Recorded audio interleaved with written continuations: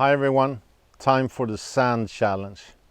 If you really want to learn how to hit good golf shots on the fairway, you can, if you find a bunker that you can practice in, this will teach you. It's really hard, but it will teach you to hit good golf shots. Standing here with my pitching wedge, if I want the same distance out of this bunker that I have usually from the grass, I need to hit it perfect. I played Bay Hill. I've told some of you, if you've seen some of the videos before, I played Bay Hill a few years ago. Bay Hill is made on sand, and I hit the driver beautifully that day, and my wedge game was like a beginner. Wasn't a swing, it was just that I hit the ground, not much, maybe 1 inch, 2 inch before the golf ball. Here, in summertime in Sweden, it's pretty hard, the ground is very hard, and going there and thinking that I'm actually pretty good, I sucked at golf that day because my impact was wrong. My swing was good, but the impact was wrong. So every year I start the season with hitting about 50 buckets of balls in exactly this bunker.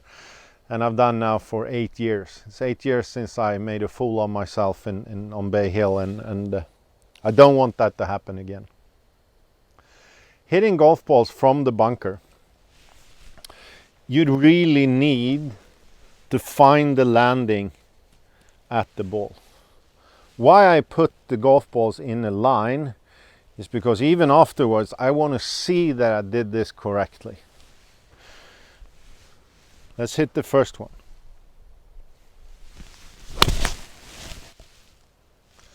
Felt perfect. And the landing is just at the golf ball. This is hard. Almost every day I use this bunker in lessons, and it's not, I don't say it's every day, but at least 2 times a week, if I show 5-6 people how to do this, they instead do this. They hit the sand at least 4 or 5 inches before the ball. It's a good wake-up call. If they think that they are landing here and they're actually landing over here, what do you think happens on the fairway? Exactly the same thing. One more. Let's do it correctly.